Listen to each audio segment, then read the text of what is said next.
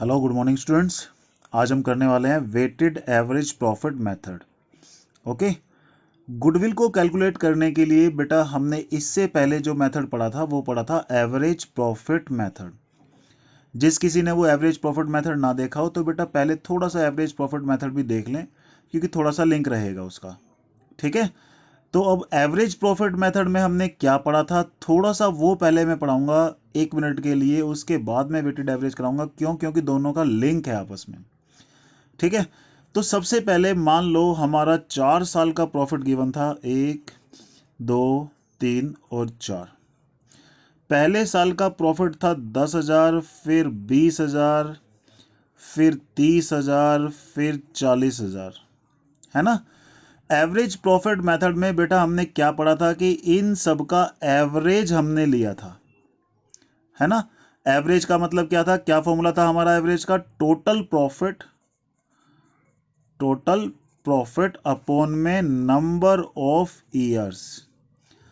Total profit यहां से बेटा हमारा 1 लाख आया था, नंबर ऑफ ईयर्स हमारे 4 थे, एवरेज प्रॉफिट कितना आया था? 25,000 रुपये। और गुडविल ऑफ द फर्म हमारी क्या थी? Average profit into years purchase. Year purchase लेट 2 था, तो ये हमारा 50,000 का आ गया गुडविल ऑफ द फर्म। अब आप कहोगे सर एवरेज प्रॉफिट जब था तो वेटेड एवरेज प्रॉफिट निकालने की क्या जरूरत थी? एवरेज प्रॉफिट मेथड से भी तो हम गुडविल कैलकुलेट कर ही सकते हैं, तो क्या जरूरत है फिर हमारी वेटेड एवरेज प्रॉफिट की? तो बेटा सुन लो क्या जरूरत है, क्यों हमने ऐसा किया। सबसे पहले कॉन्सेप्ट समझ लो, गुडविल निकालने का एक ही मेजर कॉन्सेप्ट है कि आज ये प्रॉफिट मुझे हो रहा है, अगर मैं अपना बिजनेस बेच दूं या अपना बिजनेस किसी और को दे दूं तो मेरी वजह से इतना प्रॉफिट दूसरे पर्सन को होगा। और क्योंकि सबको ये पता चलने में बहुत दिन लग जाते हैं कि हाँ ये प्रॉफिट बिक गया है, किसी और ने ले लिया है, एक टाइम लगता है ना। तो इसीलिए हम ये मानते हैं कि हमारी गुडविल का बेनिफिट उसको कम से कम, ईयर परचेज का मतलब बेटा क्या बताया था मैंने, कि जितने साल तक हमारी गुडविल का बेनिफिट सेकंड पर्सन को मिल सकता है वो हमारे लिए ईयर परचेज है। वो हमारे लिए क्या है? Year purchase. तो मैं ये एज्यूम कर रहा हूं कि 25,000 का प्रॉफिट मुझे हो रहा है और मेरी वजह से 2 साल तक कम से कम 50,000 रुपए का प्रॉफिट एक सेकंड पर्सन को होगा, है ना। तो वही हमारी वैल्यू क्या होगी? गुडविल की होगी। अब प्रॉफिट कौन सा लें, ये एक बड़ी प्रॉब्लम थी। ठीक है, इसका जो मेजर कॉन्सेप्ट है वो मैंने तुम्हें एवरेज प्रॉफिट मेथड में सिखा दिया था, एक बार देख लेना। ये 25,000 हमने क्यों लिया? क्योंकि प्रॉब्लम ये थी कि प्रॉफिट ये ले, ये ले, ये ले, या ये फिर ये ले। तो हम इन सबका क्या ले लिया था? एवरेज ले लिया था, है ना। हमने इन सबका क्या ले लिया? एवरेज ले लिया, कि हम ये मान रहे हैं कि ये वो प्रॉफिट है जो हमें हो रहा है और इतने साल तक मेरी वजह से तुम्हें भी होगा। तो हमारी गुडविल की वैल्यू कितनी हो गई? 50,000। लेकिन बेटा क्या इस पोजीशन को देख के रियली में ऐसा लग रहा है कि आज मुझे प्रॉफिट 25 का हो रहा है, मेरी वजह से उसको 25 का होगा? बेटा देखो यहां पे एक ट्रेंड चल रहा है, पहले 10 का हुआ, फिर 20 का हुआ, फिर 30 का हुआ, फिर 40 का हुआ, तो एक्सपेक्टेड है कि नेक्स्ट ईयर कितने का होने वाला है? 50 का होने वाला है। ये 40 इस साल हुआ है तो अगले साल कितने का होगा? 50 का। और हम ये माने तो अगले साल उसको 50 का होगा। मेरी वजह से अगर 2 साल का 50 का हो तो हमें कितना प्रॉफिट हो जाना चाहिए? हमारी गुडविल वैल्यू कितनी होनी चाहिए? 1 लाख रुपए होनी चाहिए। सोचो, अगर मैं ये एज्यूम कर रहा हूं कि आज ये प्रॉफिट मुझे हो रहा है और मेरी वजह से 2 साल तक होगा तो गुडविल की वैल्यू 50,000 है। लेकिन यहां से अगर ट्रेंड देखें तो ट्रेंड देखने से ये पता चल रहा है कि 40,000 रुपए नहीं, अगले साल तो हमें 50,000 होने वाला है। और मेरी वजह से 2 साल तक अगर तुम्हें हो तो गुडविल की वैल्यू तो 1 लाख होनी चाहिए।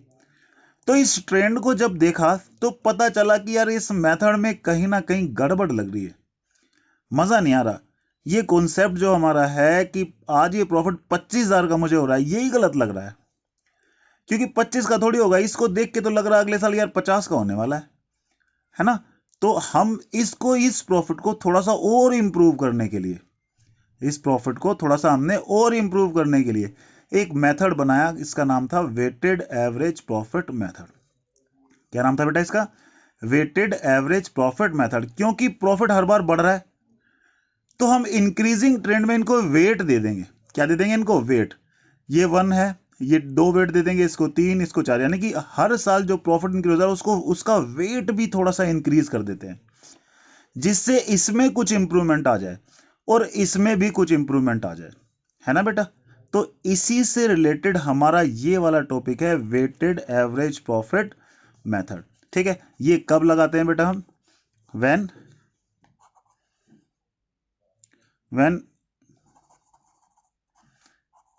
ए ट्रेंड ऑफ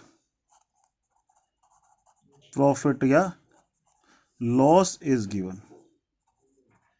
जब बेटा क्या दिया हो? एक ट्रेंड दिया हो प्रॉफिट या लॉस का, तब ये हमारा मेथड यूज होगा रियल लाइफ में। ठीक है, एक क्वेश्चन के हेल्प से इसको समझते हैं। मान लो तुम्हें प्रॉफिट दिया पहले 20,000, फिर 24,000, फिर 30,000, फिर 25,000, फिर 18,000। ये एक प्रॉफिट दे रखा है तुम्हें क्वेश्चन के अंदर। ठीक है, अब आप कहोगे सर इसमें ट्रेंड पूरा परफेक्ट तो नजर नहीं आ रहा। हाँ बेटा, परफेक्ट नजर नहीं आ रहा, लेकिन क्वेश्चन में जब बोल रखा है, क्वेश्चन नंबर 13 है टीएस ग्रेवाल का, कि हमें एवरेज वेटेड एवरेज से ही निकालना है, इसलिए वेटेड एवरेज से निकाल रहे हैं। अदरवाइज रियल लाइफ में डेफिनेटली एक ट्रेंड ही मिलेगा आपको। यानी कि यहाँ पे 20 है, यहाँ 24 है, यानी कि कुछ भी इंक्रीज हो रहा हो, जरूरी नहीं है एक बिल्कुल सिमिलर अमाउंट इंक्रीज होगा, बस इंक्रीज होता हुआ या डिक्रीज होता हुआ दिखाई देने वाला है आपको। ठीक है, पर यहाँ पर तो क्योंकि हम बुकिश क्वेश्चन कर रहे हैं, तो हम जो क्वेश्चन कहेगा अकॉर्डिंगली चलेंगे। ठीक है बेटा, तो यहाँ पर क्वेश्चन ने बोला है कि वेटेड एवरेज से निकालो, तो सबसे पहले वेटेड एवरेज प्रॉफिट निकाल लेते हैं। मैंने क्या बताया, जैसे ये प्रॉफिट्स दे रखे हैं हमें, हम इनको वेट दे देंगे। वेट कैसे दे रहे हैं? 1, 2, 3, 4, 5, एक वेट दे दिया। ये लो, हर प्रॉफिट को क्या दे दिया? एक वेट दे दिया। ठीक है बेटा, अब क्या करना है? जो भी नॉर्मल बिजनेस प्रॉफिट होगा उसको मल्टीप्लाई करना है वेट से, और यहां पे क्या निकालना है? प्रोडक्ट। ठीक है, तो इन दोनों का प्रोडक्ट निकाला तो कितना है? 20,000। इन दोनों का किया तो कितना है? 48,000। इन दोनों का किया तो कितना है? 90,000। इन दोनों का कितना किया तो 1,00,000 आ गया। इन दोनों का किया तो बेटा हमारा 90,000 रुपया आ गया। ठीक है बेटा, और यहां से हमारा आ गया 3,48,000 का प्रोडक्ट। ठीक है, मैंने आपको बताया बेटा ये बिजनेस का normal profit, normal business profit, ये आपको क्वेश्चन में दिया होगा, नहीं दिया होगा तो निकालना भी पड़ सकता है, वो बताऊंगा मैं कैसे। प्रॉफिट दिया होगा, हर प्रॉफिट को हम एक वेट दे देंगे, वेट दे के इसके अकॉर्डिंग हम प्रॉफिट निकालने वाले हैं। ठीक है, वेटेड एवरेज प्रॉफिट जब लगता है जब कोई प्रॉफिट का या लॉस का कोई ट्रेंड दे रखा हो, तब weighted average profit real life में बेटा यूज होता है। ठीक है, यहां पर तो बुक जो बोलेगी वैसे ही करना है, अदरवाइज रियल लाइफ में वही है। ठीक है, वेट का टोटल हमारा बेटा कितना आ गया? ये 15 आ गया। तो यहाँ पे फॉर्मूला क्या है वेटेड एवरेज प्रॉफिट निकालने का? Weighted average profit is equal to total of product, यानी कि प्रोडक्ट का टोटल अपॉन में टोटल ऑफ वेट, वेट का टोटल। तो टोटल ऑफ प्रोडक्ट है हमारा 348, टोटल ऑफ वेट बेटा दे रखा है हमारा 15। यहां से क्या निकल जाएगा हमारा? Weighted average profit. ठीक है, यह 23200। अब गुडविल ऑफ द फर्म का फॉर्मूला क्या है? गुडविल ऑफ द फर्म होती है बेटा weighted average profit into year purchase, यानी कि ये वो प्रॉफिट है जो हम एज्यूम कर रहे हैं हमें हो रहा है, और हमारी वजह से सेकंड पर्सन को होगा, कितने साल तक होगा, ये ईयर परचेज हमेशा क्वेश्चन में दिया होता है बेटा। तो यहां पर इस क्वेश्चन में 3 दिया हुआ है, और यहां से ये आ गया 69600 आ गया। ये क्वेश्चन नंबर 13 है तुम्हारी बुक का। ठीक है बेटा, समझ में आया? वेटेड एवरेज प्रॉफिट आपको क्या करना है? पहले प्रॉफिट लेना है, नॉर्मल बिजनेस प्रॉफिट यहाँ पर लेना, उनको वेट देना है, फिर प्रोडक्ट निकालना है, उसके बाद टोटल ऑफ प्रोडक्ट अपॉन में total of weight, weighted average profit निकल गया, फिर goodwill of the firm. Okay बेटा, तो बेटा बस ये ध्यान रखना, नॉर्मल बिजनेस प्रॉफिट लेना है यहाँ पे, नॉर्मल बिजनेस प्रॉफिट। कई बार ऐसा होगा बिजनेस का प्रॉफिट आपको नॉर्मल गिवन नहीं होगा, कुछ एडजस्टमेंट गिवन होगी प्रॉफिट के साथ में, जो कि अब नॉर्मल हो सकती हैं। ठीक है, नॉन ऑपरेटिंग हो सकती हैं। यहां पर हमारा नॉर्मल बिजनेस प्रॉफिट, जिस चीज का हम बिजनेस कर रहे हैं वो, और नॉर्मल प्रॉफिट चाहिए हमें। ठीक है, कई बार ऐसा होता है आपको कुछ एडजस्टमेंट प्रॉफिट के साथ गिवन होगी, तो नॉर्मल बिजनेस प्रॉफिट निकालने के लिए उनको एडजस्ट करना पड़ेगा। वो कौन कौन सी इंफॉर्मेशन हो सकती है? ठीक है बेटा, वो मैं आपको बता देता हूं। वो इंफॉर्मेशन हो सकती है ये, सबसे पहले जो भी प्रॉफिट दिया होगा वो, मान लो कोई अबनॉर्मल या नॉन ऑपरेटिंग एक्सपेंस है, वो दे रखा है क्वेश्चन में। देखो बेटा, हमें पता है जब भी हम बिजनेस का प्रॉफिट निकालते हैं, जब भी हम प्रॉफिट एंड लॉस अकाउंट बनाते हैं, तो हम क्या करते हैं, जो भी लॉस हो या एक्सपेंस हो उससे अपना प्रॉफिट क्या कर लेते हैं, कम। कोई भी लॉस होगा या नॉन ऑपरेटिंग एक्सपेंस होगा या सारे एक्सपेंसेस से अपना प्रॉफिट क्या कर देते हैं बेटा, हम कम। लेकिन क्योंकि ये नॉन ऑपरेटिंग एक्सपेंसेस और लॉसेस थे, तो इसको नॉर्मल पे लाने के लिए फिर से ऐड बैक कर देंगे। सुन लो, प्रॉफिट था, प्रॉफिट में से हमने सारे abnormal loss, non operating expense सब कुछ माइनस कर रखा था, तभी तो प्रॉफिट आया था। सब कुछ लेने के बाद ही तो प्रॉफिट आता है। लेकिन अब हमें यहां पर गुडविल की कैलकुलेशन के लिए क्या निकालना है, नॉर्मल बिजनेस प्रॉफिट। तो ये जितने भी अबनॉर्मल या नॉन ऑपरेटिंग एक्सपेंस है उन सबको फिर से क्या कर देंगे, प्लस कर देंगे। ठीक है बेटा, बिल्कुल उसी तरह सिमिलरली अगर कोई अबनॉर्मल इनकम या नॉन ऑपरेटिंग इनकम हमने प्लस कर रखी थी क्वेश्चन में, तो नॉर्मल बनाने के लिए उसको फिर से क्या कर देंगे, माइनस कर देंगे। ओके बेटा, फिर है हमारा over valuation of stock. Opening stock आपको पता होगा ट्रेडिंग के डेबिट साइड में लिखते हैं, और हमें पता है ट्रेडिंग या P&L के कुछ भी डेबिट में लिखेंगे तो उससे हमारा प्रॉफिट बेटा क्या हो जाता है, कम, है ना। ओवर वैल्यूएशन, गलती से प्रॉफिट हमने बढ़ा रखा था, तो नॉर्मल लाने के लिए उसको फिर से क्या करेंगे, गलती से प्रॉफिट हमने क्या कर दिया था बेटा, कम कर दिया था। क्योंकि ट्रेडिंग के डेबिट साइड में जितने आइटम लिखेंगे उससे प्रॉफिट ऑटोमेटिकली रिड्यूस होता रहेगा, है ना। तो नॉर्मल बनाने के लिए उसको फिर से क्या कर रहे हैं बेटा, ऐड बैक। इसका उल्टा क्लोजिंग स्टॉक। कोई भी कैपिटल एक्सपेंडिचर अगर हमने रेवेन्यू एक्सपेंडिचर ट्रीट कर लिया, कैपिटल एक्सपेंडिचर बेटा कौन से होते हैं, जो बैलेंस शीट में आते हैं। रेवेन्यू एक्सपेंडिचर क्या होते हैं बेटा, जो P&L में आते हैं या ट्रेडिंग में आते हैं। तो था हमारे लिए वो एसेट, हमने डाल दिया उसको P&L के डेबिट में, जिससे प्रॉफिट क्या हो गया बेटा, हमारा रिड्यूस हो गया। तो गलती से प्रॉफिट रिड्यूस हो गया तो फिर से उसको ऐड कर देंगे। इसका उल्टा ये, किसी भी पार्टनर को बेटा रेम्युनरेशन मिल रहा है तो वो माइनस करेंगे, है ना। मैनेजमेंट कॉस्ट है, कोई भी इंश्योरेंस है, या कोई भी हमारे लिए कुछ भी इस तरह का आइटम है, तो उन सबको बेटा हमें क्या करना पड़ेगा, एडजस्ट करना पड़ेगा। एडजस्ट करने के बाद क्या आएगा, नॉर्मल बिजनेस प्रॉफिट। ठीक है बेटा, ये सुन लो, कभी भी अगर प्रॉफिट के साथ में एडजस्टमेंट दे रखी होंगी तो इन रूल्स के अकॉर्डिंग आपको उस प्रॉफिट को क्या करना पड़ेगा, एडजस्ट करके नॉर्मल बिजनेस प्रॉफिट निकालना पड़ेगा। ठीक है बेटा, बेटा ये वो क्वेश्चन था जिसको हमने अभी भी किया, जिसमें सिर्फ प्रॉफिट्स गिवन थे। ठीक है बेटा, यहां पर गुडविल 3 ईयर परचेज था, वेटेड एवरेज प्रॉफिट से क्वेश्चन ने बोला था निकालो। क्वेश्चन ने वेट भी दे रखे थे 1 2 3 4 5, और यहां पर हमें गुडविल निकालनी थी। तो हमने प्रॉफिट्स लिया, वेट लिए, प्रोडक्ट निकाला और वेटेड एवरेज प्रॉफिट का फॉर्मूला लगा के गुडविल को निकाल लिया। ठीक है बेटा, अब मैं आपको कराने जा रहा हूं क्वेश्चन नंबर 16। ठीक है, बहुत ध्यान से समझना, मोस्ट इंपोर्टेंट क्वेश्चन है ये। ठीक है, calculate goodwill on the basis of 3 year purchase of weighted average profit of last 4 years. 4 years का वेटेड एवरेज प्रॉफिट निकाल के निकालना है। देखो साफ साफ लिख दिया क्वेश्चन ने, वेटेड एवरेज प्रॉफिट से निकालो। तो अब हमें कौन सा लेना है, वेटेड एवरेज प्रॉफिट ही लेना है। ओके बेटा, फिर ये कह रहा है आपको 4 साल का प्रॉफिट दे रखा है, वेट असाइन हमारा वही 1 2 3 4 5 ऐसे ही करते हैं हमेशा। फिर कुछ एडजस्टमेंट गिवन है। 1 अप्रैल को कह रहा है 1 अप्रैल को बोल रहा है एक मेजर प्लांट रिपेयर कराई थी हमने। ठीक है, कितनी कराई थी, 10,000 रुपए की। मेजर प्लांट रिपेयर बेटा एक कैपिटल एक्सपेंडिचर होता है। ठीक है, वो एसेट साइड में लिखते हैं, लेकिन उसने क्या रेवेन्यू कर लिया, उसको चार्ज, उसको क्या मान लिया, रेवेन्यू मान लिया, रेवेन्यू एक्सपेंडिचर मान लिया। था क्या, कैपिटल एक्सपेंडिचर, मान क्या लिया, रेवेन्यू एक्सपेंडिचर, जिससे हमारा प्रॉफिट बेटा क्या हो गया, कम। तो उसको रियल पोजीशन लाने के लिए फिर से बढ़ा देंगे, एडजस्ट करना पड़ेगा। ठीक है बेटा, आगे वो कह रहा है कि हमारे पे उस पर डेप्रिसिएशन भी लगाना है ना।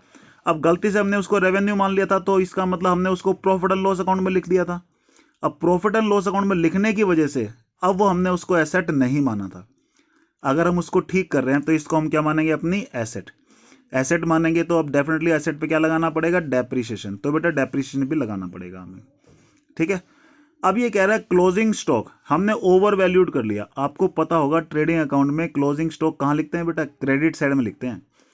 और हमें पता है ट्रेडिंग या P&L के क्रेडिट साइड में क्या आती है, इनकम्स, जिससे प्रॉफिट क्या हो जाता है, बढ़ जाता है ना। ओवर वैल्यूड यानी गलती से हमने क्लोजिंग स्टॉक को बढ़ा दिया था, तो जिससे प्रॉफिट हमारा बढ़ गया होगा। बढ़ गया होगा तो रियल पोजीशन लाने के लिए उसको माइनस करेंगे अब। ठीक है बेटा, मैनेजमेंट कॉस्ट हमारी कितनी है, 5,000। मैनेजमेंट कॉस्ट हमें माइनस करनी पड़ेगी क्योंकि कॉस्ट है, देनी है। For the purpose of goodwill calculation के लिए वो कह रहा है मैनेजमेंट कॉस्ट को कंसिडर करो। करो तो कर लेते हैं, मैनेजमेंट कॉस्ट तो हमेशा क्या होगी, माइनस होगी, तो माइनस करेंगे। ठीक है बेटा, 3 चीजें दे रखी हैं आपको, 1 2 3, 3 एडजस्टमेंट है। इस क्वेश्चन को बहुत ध्यान से करो, बहुत मोस्ट इंपोर्टेंट क्वेश्चन है। बेटा इसको बहुत ध्यान से समझना, मोस्ट इंपॉर्टेंट क्वेश्चन है ये, क्वेश्चन नंबर 16। थोड़ा सा मैंने आपके लिए लिख दिया जिससे आपको बार बार बुक की तरफ देखना ना पड़े। सबसे पहले बेटा प्रॉफिट आपको क्वेश्चन में 4 साल के गिवन है, ठीक है बेटा। पहले साल का प्रॉफिट गिवन है 25,000 रुपये, दूसरे साल का प्रॉफिट हमारा गिवन है 27,000 रुपये, तीसरे साल का प्रॉफिट है 46,900, फिर है 53,810। ओके बेटा। फिर वो कह रहा है मेजर प्लांट रिपेयर कराई थी हमने 1 अप्रैल 2016 को। बेटा बहुत ध्यान समझना, मेजर प्लांट रिपेयर कराई थी 1 अप्रैल 2016 को। मेजर प्लांट रिपेयर हमारे लिए बेटा क्या है, एक कैपिटल एक्सपेंडिचर है, यानी कि बैलेंस शीट में लेना चाहिए था, हमने गलती से उसको रेवेन्यू एक्सपेंडिचर ट्रीट कर लिया और प्रॉफिट एंड लॉस अकाउंट के डेबिट में लिख दिया। डेबिट में लिखने की वजह से हमारा प्रॉफिट बेटा क्या हो गया, रिड्यूस हो गया, गलती से ये काम हो गया, रिड्यूस हो गया। तो नॉर्मल बिजनेस प्रॉफिट निकालने के लिए हमें क्या करना पड़ेगा बेटा, गलती से रिड्यूस हो गया था तो फिर से उसको क्या कर देंगे बेटा, ऐड कर देंगे, ठीक है। कब हुआ था ये, 1 अप्रैल 2016, यानी कि 16-17 वाले ईयर में, ठीक है। तो यहां पर ये हमारा आ गया बेटा 10,000, ठीक है बेटा। हमने इस गलती को ठीक कर लिया, गलती से जिसको रेवेन्यू कैपिटल एक्सपेंडिचर मानना था, गलती से क्या मान लिया था, रेवेन्यू एक्सपेंडिचर, जिससे अपना प्रॉफिट हमने क्या कर लिया था, कम। अब उसको फिर से बढ़ा रहे हैं, गलती को सुधार रहे हैं। क्या गलती को सुधार रहे हैं कि फिर से इसको कैपिटल एक्सपेंडिचर मान रहे हैं, यानी कि अपनी एक एसेट मान रहे हैं। अब एसेट मानेंगे तो डेप्रिसिएशन लगाना पड़ेगा, डेप्रिसिएशन लगाएंगे तो लगा देते हैं भाई, कोई बात नहीं। तो पहले साल का डेप्रिसिएशन बेटा 10% डेप्रिसिएशन कितना है, 1,000 रुपये, ठीक है बेटा। डेप्रिसिएशन क्या होता है, हमेशा माइनस होता है, क्योंकि बेटा ये जो मेथड था वो था return down value method, book में लिखा हुआ है। ये कौन सा method, return down value method, आपने 11th में पढ़ा होगा। रिटर्न डाउन वैल्यू मेथड किस पे लगाते हैं, पहले जब रिड्यूस किया, अगली बार वैल्यू कितनी बची, 9,000, तो 9,000 का 10% बेटा कितना आ गया, 900 रुपये। 9,000 में से फिर 900 रुपये और डैप लग गया, वैल्यू कितनी बची, 8,100, तो फिर से डैप आ गया उस पर बेटा 810 रुपये, ठीक है बेटा, समझ में आई है। अब ये कह रहा है closing stock over valued, closing stock हमारा क्या हो गया बेटा, ओवर वैल्यूड हो गया। ओवर वैल्यूड देखो, क्लोजिंग स्टॉक कहां लिखते हैं, ट्रेडिंग के क्रेडिट साइड में, जिससे हमारा प्रॉफिट क्या हो गया होगा, बढ़ गया होगा। प्रॉफिट गलती से बढ़ गया तो बेटा रियल पोजीशन पे लाने के लिए उसको क्या करेंगे, रिड्यूस करना पड़ेगा, ठीक है। तो ये 1,000 का जो था हमारा 31 मार्च 2017 में हुआ था, तो 31 मार्च 2017 ये गलती से प्रॉफिट बढ़ गया था, इसको रिड्यूस किया। यहां पर भी गलती से प्रॉफिट बढ़ गया था 2,000 रुपये, इसको भी रिड्यूस किया। एक तो 31 मार्च 2017 में, एक 31 मार्च 2018 में गलती से बढ़ गया था, इसको हमने क्या कर दिया बेटा, कम कर दिया, ठीक है बेटा। अब आपको ये पता होगा क्लोजिंग स्टॉक का उल्टा क्या होता है, ओपनिंग स्टॉक। अगर 2017 में इसको क्लोजिंग स्टॉक माना तो ये अंडरस्टूड है, इसी चीज को 2018 में हमने अगले साल क्या मान लिया होगा, तो ओपनिंग, क्योंकि पिछले साल का क्लोजिंग अगले साल का क्या बनता है, ओपनिंग, है ना बेटा। तो गलती से ज्यादा हो गया ये, इसकी ट्रीटमेंट ये थी, तो ओपनिंग स्टॉक ज्यादा होने की ट्रीटमेंट क्या होगी बेटा, अपोजिट, ये प्लस हो जाएगा, ठीक है बेटा। यहां पर ये इस साल का क्लोजिंग है तो अगले साल का क्या बनेगा, ओपनिंग बनेगा। यहां पर हमने माइनस किया तो यहां पे क्या हो जाएगा बेटा, प्लस। ये ध्यान रखना बेटा, कोई भी क्लोजिंग स्टॉक इस साल का है तो वो अगले साल का ओपनिंग स्टॉक बनता है ना। यहां हमने माइनस किया तो अगले साल में वो अपोजिट होगा, क्या होगा, प्लस। 2,000 ये था, इस साल का क्लोजिंग स्टॉक 2,000 से बढ़ाया था तो यही क्लोजिंग स्टॉक अगले साल का क्या बन जाएगा, ओपनिंग स्टॉक। तो बेटा ये क्या कर दिया, प्लस, ठीक है। ये हमने क्या कर दिया बेटा, प्लस कर दिया, ठीक है। अब क्वेश्चन में कह रहा है मैनेजमेंट कॉस्ट भी थी, तो मैनेजमेंट कॉस्ट बेटा 5,000 थी, तो ये लो 5,000 माइनस 5,000 माइनस 5,000 माइनस, और ये भी 5,000 माइनस हो गया बेटा, ठीक है। और यहां से नॉर्मल बिजनेस प्रॉफिट आ गया हमारा, पहले वाले का है 20,000, दूसरे वाले का 30,000, तीसरे वाले का 40,000, चौथे वाले का 50,000। और मैंने आपको बताया था बेटा ये कौन सा मेथड है, वेटेड एवरेज प्रॉफिट मेथड है। तो हम इन प्रॉफिट को क्या देंगे, वेट देंगे, तो दे देते हैं भैया वेट, 1 2 3 4, ये हमने वेट दे दिया। और फिर क्या निकाल दिया बेटा, इसका प्रोडक्ट निकाल दिया। तो प्रोडक्ट हम कैसे निकालेंगे, यहां पर मल्टीप्लाई करेंगे हम इसको इससे की, तो कि 60 कितना है ये 60, इसको किया तो 120, इसको किया तो हमारा 2 लाख। और टोटल ऑफ वेट और टोटल ऑफ प्रोडक्ट निकाल लो, टोटल ऑफ वेट हमारा 10 है, टोटल ऑफ प्रोडक्ट हमारा 4 लाख है ना। और हमें पता ही है अब फॉर्मूला अच्छे से, तो उस फॉर्मूले को लिख देते हैं यहाँ पे।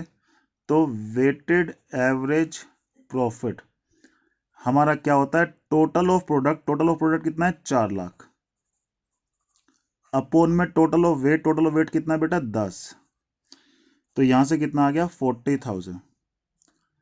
और गुडविल ऑफ द फर्म कैसे निकालते हैं बेटा, जो भी हमारा वेटेड एवरेज प्रॉफिट है, weighted average profit into years purchase, है ना बेटा, यही होता है। तो गुडविल ऑफ द फर्म निकाल लेते हैं। वेटेड एवरेज प्रॉफिट था हमारा 40,000 का, ईयर परचेज हमारा 3 है, तो ये 1,20,000 आ गया। ये क्या आ गई, ये हमारा गुडविल ऑफ द फर्म। कौन से मेथड से, वेटेड एवरेज प्रॉफिट मेथड से। ठीक है बेटा, समझ में आया, बहुत ध्यान समझना है इस क्वेश्चन को। अब मैं एक ऐसा ही क्वेश्चन और यूनिक क्वेश्चन, डिफिकल्ट क्वेश्चन मैं खुद कराने जा रहा हूं, उसको बहुत ध्यान से समझना। ठीक है बेटा, बेटा अब ये क्वेश्चन कराने जा रहा हूं, क्वेश्चन नंबर 20। ठीक है बेटा, वो कह रहा है calculate goodwill of the firm 3 year purchase, 3 year purchase दे रखा है, वेटेड एवरेज प्रॉफिट से निकालना है। आपको 4 साल के प्रॉफिट गिवन है, वेट भी गिवन है 1 2 3 4, बेटा वेट गिवन नहीं भी होगा तब भी 1 2 3 4 ही लेना है। ठीक है, अब ये फर्स्ट एडजस्टमेंट कह रहा है 1 दिसंबर 2017 को एक मेजर रिपेयर, मेजर रिपेयर मतलब बेटा क्या होनी चाहिए थी, हमारी एसेट होनी चाहिए थी। मेजर रिपेयर कराई थी किस पे, प्लांट पे, 30,000 का, which was charge to revenue, गलती से रेवेन्यू में चार्ज कर लिया, यानी कि था ये हमारे लिए एसेट, इसको गलती से हमने प्रॉफिट एंड लॉस अकाउंट के डेबिट में लिख दिया, तो उससे हमारा प्रॉफिट क्या हो गया, कम, कम हो गया, तो रियल पोजीशन पे लाने के लिए, नॉर्मल निकालने के लिए फिर से प्लस कर देंगे। ठीक है बेटा, इसको प्लस कर देंगे और इसको क्या मान लेंगे, अपनी एसेट ही मान लेंगे, यानी गलती को सुधार रहे हैं हम। ठीक है बेटा, अब क्या करने वाले हैं हम, फिर उस पर डेप्रीशिएशन भी दे रखा है 10%, तो कोई बात नहीं, डेप्रीशिएशन तो लगा देंगे हम, इजी है। फिर कह रहा है क्लोजिंग स्टॉक हमारा ओवर वैल्यूड हुआ, क्लोजिंग स्टॉक ट्रेडिंग अकाउंट के क्रेडिट साइड में लिखते थे, याद करो बेटा, ट्रेडिंग एंड P&L 11th में बनाया था ना आपने, तो ट्रेडिंग के क्रेडिट साइड में लिखा, और जितना आइटम क्रेडिट में बढ़ेगा डेबिट साइड में बैलेंस शीट फिगर यानी कि प्रॉफिट बढ़ जाएगा, है ना। गलती से ओवर वैल्यूड हो गया, गलती से प्रॉफिट बढ़ गया, तो इसको नॉर्मल करने के लिए जो गलती उसको सुधारेंगे, गलती से बढ़ गया तो इसको क्या कर देंगे बेटा, माइनस कर देंगे। ठीक है, मैनेजमेंट कॉस्ट कितनी है, 24,000 है, कैलकुलेट कर दिए for the purpose of goodwill. ठीक है, तो मैनेजमेंट कॉस्ट क्या होती है बेटा, माइनस होती है, तो माइनस कर लेंगे। फिर ये कह रहा है 1 अप्रैल 2016 को machinery having a book value of 10,000, 10,000 की मशीनरी हमने 11 में बेच दी।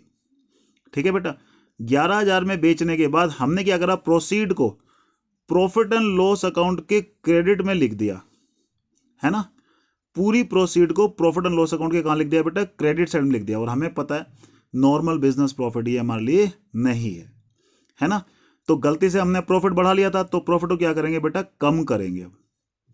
गलती से प्रॉफिट बढ़ गया तो प्रॉफिट को क्या करेंगे, अब हम कम करेंगे।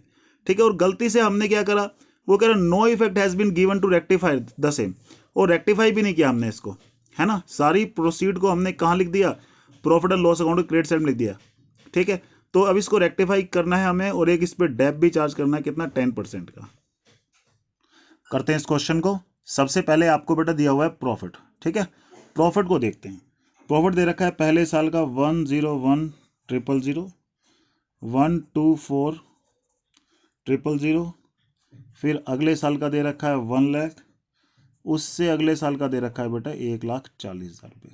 ओके, फिर ये कह रहा है एक मेजर प्लांट हमने रिपेयर करवाई थी, गलती से उसको रेवेन्यू एक्सपेंडिचर मान लिया था, गलती से मान लिया था, इसको गलती को ठीक करने के लिए बेटा हम क्या करने वाले हैं, अब इसको गलती से हमने प्रॉफिट कम कर लिया था, तो इस प्रॉफिट को हम क्या करेंगे, बढ़ाएंगे। कब, 1 दिसंबर 2017 को, यानी कि 1/12/2017 इस साल के बीच में आएगा, है ना बेटा। ये 1 अप्रैल 2016 से लेके कहां तक रहेगा, ये इस साल में आएगा, ये इस साल में आएगा, देखो ध्यान से, 1 दिसंबर 2017। तो बेटा 1 दिसंबर 2017 यहाँ नहीं, यहाँ पर आएगा, बहुत ध्यान से देखो, ये 1 अप्रैल 2016 से 31 मार्च 2017 को ही खत्म हो गया, और ये मैं क्या कह रहा हूँ, 1 दिसंबर 2017, दिसंबर 2017 बेटा यहाँ पर आएगा। ठीक है, तो ये 30,000 आ गया। ठीक है बेटा, अब इस पे डेप्रीशिएशन चार्ज करेंगे हम।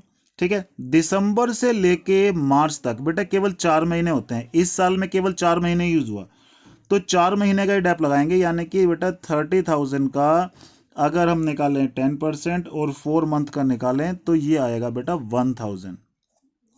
ठीक है, और यहाँ पर क्योंकि रिटर्न डाउन वैल्यू मेथड हम कर रहे हैं तो इसमें से ये माइनस किया, नेक्स्ट ईयर वैल्यू कितनी रह गई 29। तो 29,000 का 10% बेटा कितना आ गया 2900। ओके बेटा, फिर ये कह रहा है क्लोजिंग स्टॉक 2016-17 का, ठीक है, ओवर वैल्यूड हो गया यानी गलती से बढ़ा दिया, तो उसको क्या करेंगे बेटा कम करेंगे। ठीक है, कम कर देते हैं। चलो 2016-17 ये था, गलती से हमने इसको बढ़ा दिया तो इसको हम क्या कर रहे हैं अब कम कर रहे हैं, और इसका अपोजिट नेक्स्ट ईयर में, क्योंकि इस साल का क्लोजिंग नेक्स्ट ईयर में क्या बनने वाला है बेटा ओपनिंग बनने वाला है। ठीक है, तो ये अगले साल में बढ़ा दिया। इस साल का प्रॉफिट कम हो गया था तो ठीक करने के लिए बढ़ गया था, तो ठीक करने के लिए हमने क्या किया कम। ठीक है, तो नेक्स्ट ईयर का इसका अपोजिट हो जाएगा। मैनेजमेंट कॉस्ट कह रहा है 24,000 है, तो 24,000 को हम माइनस कर देते हैं। मैनेजमेंट कॉस्ट हमेशा माइनस ही होती है। गुडविल की कैलकुलेशन के लिए क्वेश्चन ने बोला है कि भाई इसको माइनस कर लेना, तो कर लेते हैं, उसकी क्वेश्चन की सुन लेते हैं। ठीक है बेटा, अब तुमसे क्या कह रहा है, ये 1 अप्रैल 2016 को एक मशीनरी थी जिसको हमने बेच दिया 11,000 में, 10,000 की मशीन को 11 में बेच दिया और पूरी प्रोसीड लिख दी क्रेडिट साइड में P&L के, जिससे हमारा प्रॉफिट बेटा क्या हो गया होगा बढ़ गया होगा। अब इस प्रॉफिट को हमने क्या करना है कम करना है। मैंने क्या बताया, मशीनरी बेची, ये बेटा नॉन ऑपरेटिंग इनकम है ना, हमें तो नॉर्मल बिजनेस चाहिए, नॉर्मल बिजनेस प्रॉफिट चाहिए, तो नॉन ऑपरेटिंग आइटम को एडजस्ट नहीं करने में, मतलब इसको छोड़ देंगे। तो क्या करेंगे, इससे गलती से प्रॉफिट बढ़ गया था तो इसको घटाएंगे। ठीक है बेटा, तो अब ये हमारा था 1 अप्रैल 2016 ये है, तो हमने गलती जो कर दी थी उसको हम सुधार रहे हैं। गलती से प्रॉफिट बढ़ गया था तो इसको कम कर लिया लो। ठीक है बेटा, ठीक है बेटा, समझ में आया।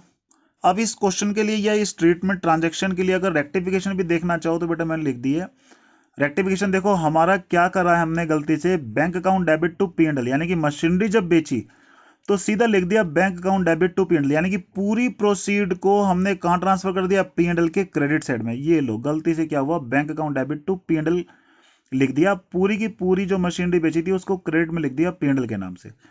जबकि बेटा गलत सही क्या होना चाहिए था, सही क्या होना चाहिए था, बैंक अकाउंट डेबिट होना चाहिए था 11,000 से, मशीनरी कितने की बिकी हमारी 10,000 रुपए की, और हमारे प्रॉफिट एंड लॉस में प्रॉफिट सिर्फ 1,000 का हुआ।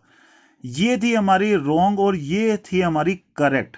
ठीक है, अब इसको रेक्टिफाई कैसे करेंगे, देखो रेक्टिफिकेशन में जो बैंक तो हमारा सही था, है ना, बैंक तो यहां पर भी गलती से 11 किया और सही में भी 11 था, तो ये तो कट गया, इसमें तो कोई भी गलती नहीं है। अब ठीक कैसे करेंगे, प्रॉफिट एंड लॉस को गलती से 11 से क्रेडिट कर दिया, लेकिन करना चाहिए था केवल 1,000 से, है ना, कर दिया कितने से 11 से, करना कितना चाहिए था 1,000 से, 10,000 ज्यादा क्रेडिट कर दिया तो उसको रिवर्स कर दिया हमने 10,000 को। ठीक है, मशीनरी अभी तक हमारा क्रेडिट हुआ ही नहीं था क्योंकि गलत एंट्री हमने ये की थी, तो मशीनरी को हमने क्रेडिट कर दिया। ये इसकी रेक्टिफिकेशन है बेटा। ठीक है, रेक्टिफिकेशन ये हमारी अब हम सही करेंगे, लेकिन अभी तक क्या हो रहा था, अभी तक तो सिर्फ इतना ही करके उसने छोड़ दिया था। ठीक है, यानी कि मशीनरी को 10,000 से क्रेडिट किया ही नहीं उसने। अभी तक ये मान रहे हैं कि ये एसेट हमारे ही पास है, हमारे ही पास है, जिसकी वजह से हमारे पास अभी तक उस पर क्या लग रहा होगा, डेप्रीशिएशन हर साल लगता जा रहा होगा। उसने देखो सुन लो फिर से मैं बता रहा हूं, उसने गलती से क्या किया, bank account debit to P&L लिख दिया, यानी कि मशीनरी को क्रेडिट किया ही नहीं उसने, उसने मशीनरी को क्रेडिट किया ही नहीं, मशीनरी क्रेडिट नहीं हुई, जिसकी वजह से यह एजम्पशन आ गई कि मशीनरी अभी तक बिकी ही नहीं, क्योंकि मशीनरी को क्रेडिट करते तभी तो ये मानते कि बिक गई। अब उसने गलती से क्या करा, मशीनरी को क्रेडिट ही नहीं किया, यानी कि हमारी बुक्स में मशीनरी अभी तक चल रही है, अभी तक चल रही है, तो हम हर साल उस पर अभी तक क्या लगा रहे होंगे, डेप्रीशिएशन लगा रहे होंगे। गलती से हम अपना प्रॉफिट डेप्रीशिएशन से क्या कर रहे होंगे, कम कर रहे होंगे, तो रियल पोजीशन पे लाने के लिए जितना भी डेप्रीशिएशन था उसको फिर से ऐड कर देंगे। बेटा इसी दिन मशीनरी बिक गई थी, लेकिन उन्होंने अपनी एंट्री में मशीनरी को बेचा ही नहीं, समझ रहे हो, इसी दिन बिक गई थी लेकिन उन्होंने बेचा नहीं, उन्होंने बेचा नहीं तो इसका मतलब वो अभी भी एज्यूम कर रहे होंगे हमारे पास है, हमारे पास है, तो उन्होंने डेप्रीशिएशन लगा दिया होगा, डेप्रीशिएशन लगाने की वजह से प्रॉफिट कम कर दिया होगा, कम कर दिया गलती से, तो अब रियल पोजीशन लाने के लिए उसको फिर से क्या कर देंगे, हम प्लस कर देंगे। ओके, तो 10,000 आपको पता होगा हमेशा डेप्रीशिएशन किस पे लगता है, कॉस्ट पे, किस पे लगता है, कॉस्ट पे, तो कॉस्ट उसकी कितनी थी 10,000 रुपये। तो 10,000 पे हम क्या लगा देंगे, अब हम डेप लगाएंगे, फिर से ऐड बैक करेंगे, ठीक है। तो 1,000 का जो हमारा डेप था पहले साल में, फिर 900 का दूसरे साल में, 810 का कितना तीसरे साल में। ये बेटा हमने क्या किया है, प्लस किया, ठीक है। प्लस क्यों किया, क्योंकि पहले गलती से माइनस कर लिया था, प्रॉफिट कम कर लिया था गलती से, तो हमने फिर से इसको अब बढ़ा दिया है, गलती को सुधार लिया है, ठीक है बेटा। ये बहुत ध्यान समझना, मोस्ट इंपॉर्टेंट पॉइंट है ये, ठीक है। तो बस अब इसको टोटल कर लेते हैं। टोटल करने में पहले आया हमारा 77,000, दूसरा 78,000, तीसरा 117,900, चौथा है 113,910, ठीक है बेटा। इनको मल्टीप्लाई करेंगे और इनका प्रोडक्ट निकाल लेंगे, ठीक है। वेट है ये, वेट के नीचे क्या करेंगे, मल्टीप्लाई और प्रोडक्ट निकाल लेंगे। तो प्रोडक्ट हमने ये निकाल लिया है, ठीक है, वेट का टोटल और प्रोडक्ट का टोटल। अब हमें क्या निकालना है, वेटेड एवरेज प्रॉफिट, ओके। तो बेटा देख लो, वेटेड एवरेज प्रॉफिट कैसे निकालते हैं, टोटल ऑफ प्रोडक्ट, ठीक है बेटा, क्या है, टोटल ऑफ प्रोडक्ट अपॉन में total of weight. Total of product ये आया था, वेट का टोटल ये आया था, डिवाइड कर दिया, ये आ गया हमारा। गुडविल ऑफ द फर्म कैसे निकालते हैं, weighted average profit into year purchase. Weighted average profit हमने ये निकाल लिया, ईयर परचेज 3 क्वेश्चन में दिया हुआ है, तो यहां से ये हमारा बेटा क्या आ गया, आंसर, ठीक है। इस क्वेश्चन को आप बहुत ध्यान से समझें और इसके जो रिमेनिंग क्वेश्चंस हैं हमारा वेटेड एवरेज प्रॉफिट मेथड के, वो करें। किसी को कुछ समझ नहीं आता मुझे कमेंट में बताएं। ओके बेटा, हैव ए गुड डे।